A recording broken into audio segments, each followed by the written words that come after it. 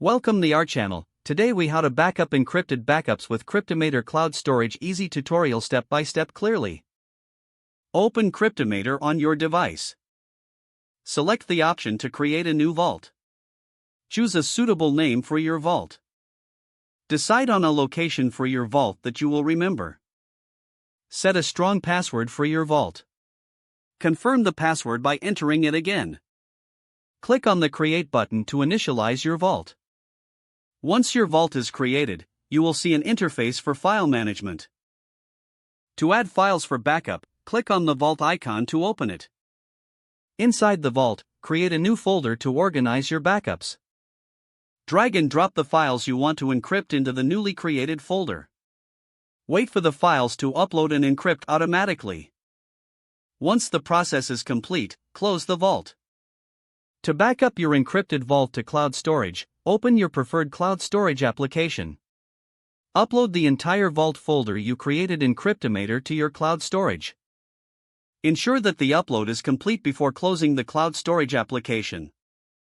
To verify your backup, open the cloud storage and check if the vault folder is visible.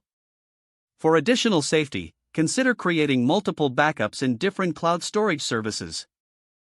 Remember to securely store your password in a safe place, as it is vital for accessing your encrypted files. That concludes the step-by-step process for backing up your encrypted files with Cryptomator Cloud Storage. If the page does not load, refresh the browser or try again in a private or incognito window. Make sure you are using the correct email address, then retype it carefully to avoid small typos. If your password is not accepted, use the reset option and create a new strong password you can remember. Check your spam folder for verification or security emails, then complete any requested confirmation steps. Enable two-factor authentication if available to improve account security and reduce unauthorized access risk. After signing in, review your profile details so your contact information and settings are accurate and current. If you see an error message, note it down and try again after restarting your device and internet connection.